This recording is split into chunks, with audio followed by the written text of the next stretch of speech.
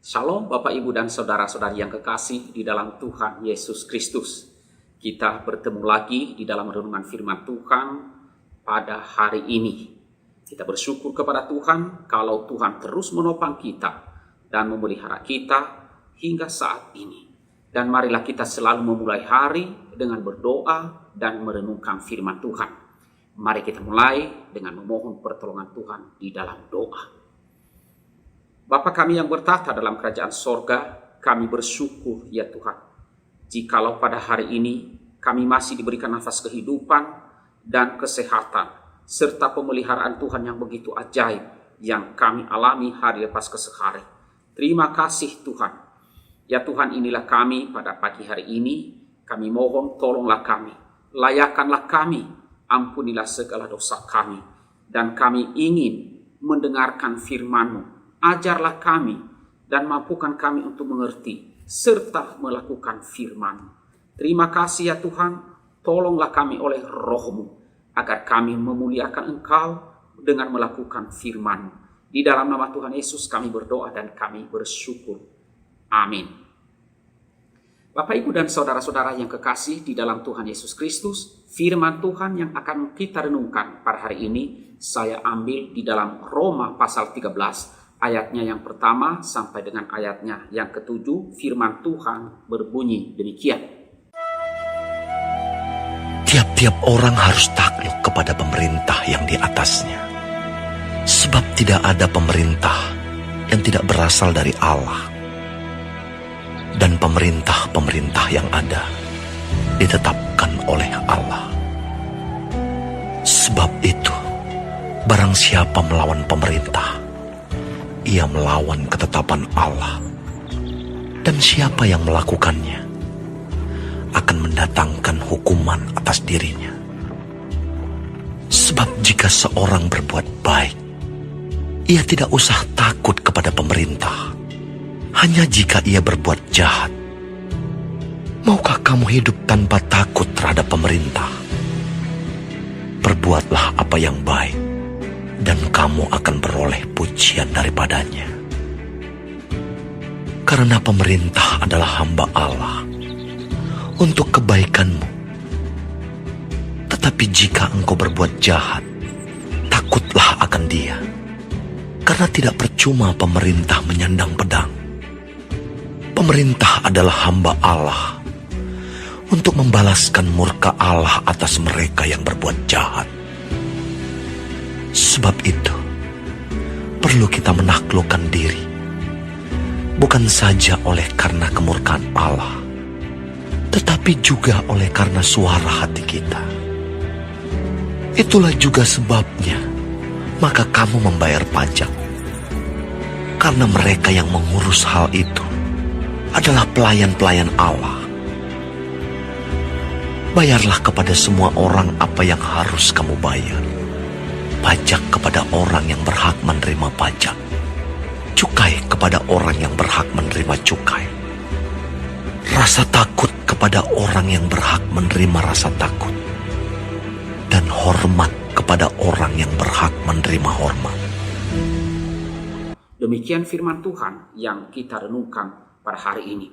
Bapak, Ibu, dan Saudara-saudara yang kekasih di dalam Tuhan Yesus Kristus, dalam suasana sedang memperingati ulang tahun kemerdekaan Republik Indonesia, saya ambil bagian firman Tuhan ini untuk kita boleh mentaati pemerintah. Saya memberikan judul firman Tuhan, renungan firman Tuhan pada pagi hari ini adalah patuhlah kepada pemerintah. Nah, saudara-saudaraku yang kekasih di dalam Tuhan Yesus Kristus, sesungguhnya jika pemerintah yang baik dan bersih di mana kita berdiam di suatu negara, mudah bagi kita untuk menerima, mudah bagi kita untuk bisa patuh.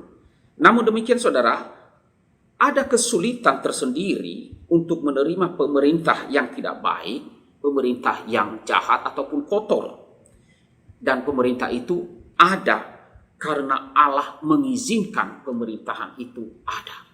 Nah, saudara-saudara yang kasih dalam Tuhan, surat Paulus kepada jemaat Roma ini, Paulus menuliskan kepada jemaat, yaitu Mereka sedang mengalami kondisi tidak nyaman karena menerima banyak tekanan, secara khusus terhadap pemerintah yang ada pada saat itu.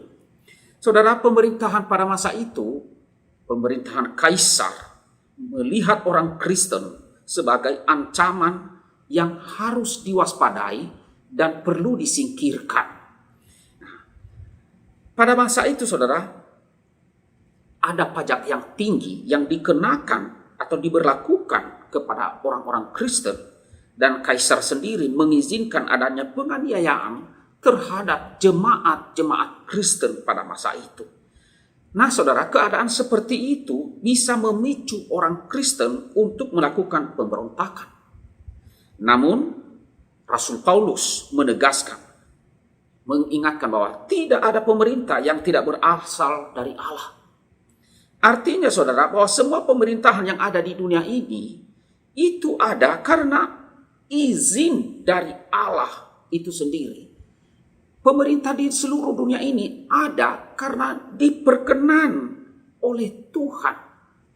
Entah itu pemerintahnya jahat atau pemerintahnya baik.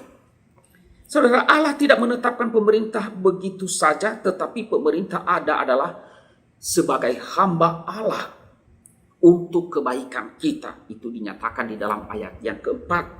Nah, saudara, ini bisa kita fahami sebagai konsep sebagai hamba, yaitu bahwa Tuhan berhak melakukan apapun terhadap hambanya. Jadi Allah mempunyai kontrol penuh atas setiap pemerintahan yang ada, baik itu raja, baik itu presiden, atau siapapun pemimpin suatu negara. Tuhanlah yang mengontrol, Tuhanlah yang berkuasa, Tuhanlah yang memegang kendali atas pemerintah-pemerintah yang demikian. Nah, saudara, ini berbeda sekali dengan pemikiran pada zaman itu, bahwa raja atau kaisar adalah merupakan titisan dewa, atau bahkan dianggap Allah itu sendiri.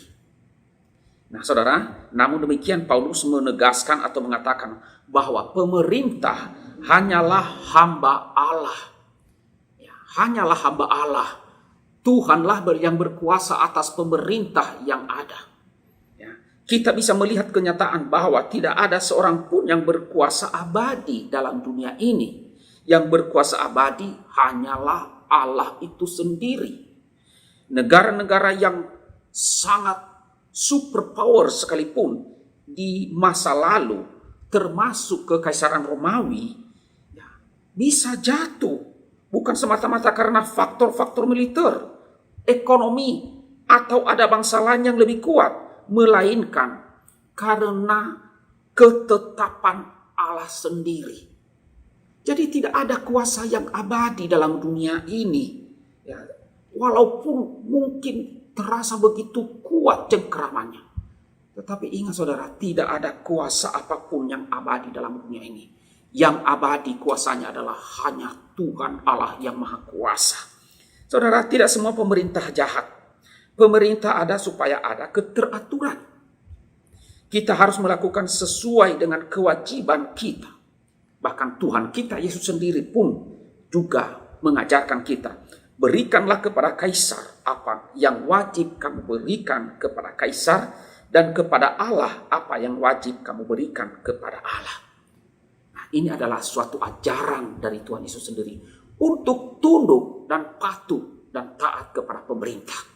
Nah, saudara-saudaraku yang kasih dalam Tuhan, pemerintah yang ada di Indonesia sekarang ini pun adalah karena izin Allah.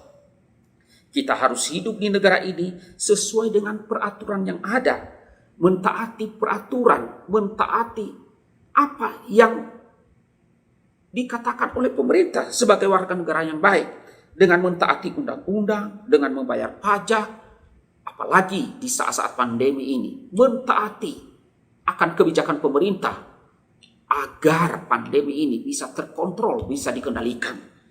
Taatilah aturan pemerintah.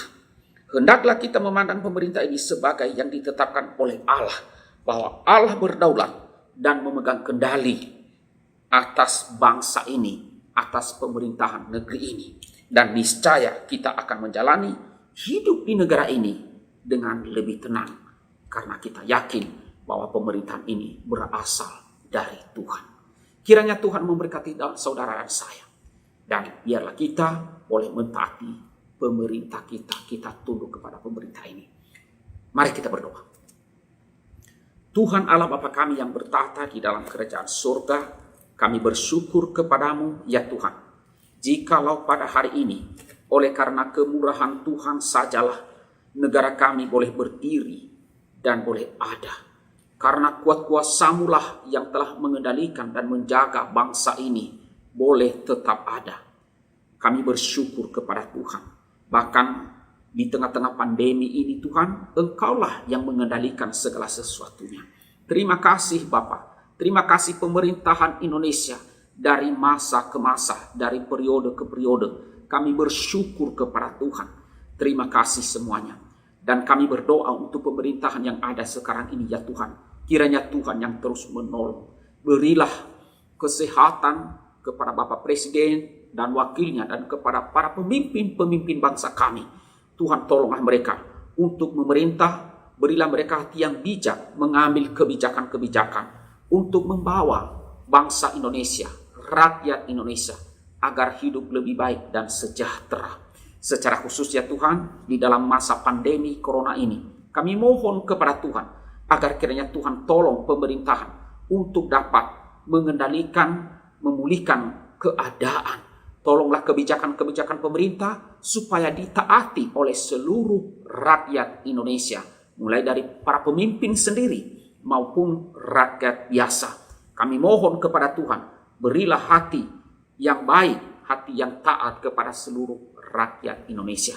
Dan berkatilah bangsa kami ya Tuhan, agar bangsa ini bisa keluar dari krisis yang sedang terjadi ini ya Tuhan. Krisis kesehatan supaya bisa dipulihkan. Demikian juga pemulihan perekonomian. Berkatilah seluruh rakyat Indonesia. Inilah doa kami ya Bapa untuk bangsa kami. Berilah apa yang lebih baik bagi bangsa kami, agar bangsa ini lebih baik ke depannya dan masyarakatnya menjadi makmur dan sejahtera. Di dalam nama Tuhan Yesus kami berdoa dan kami bersyukur. Amin.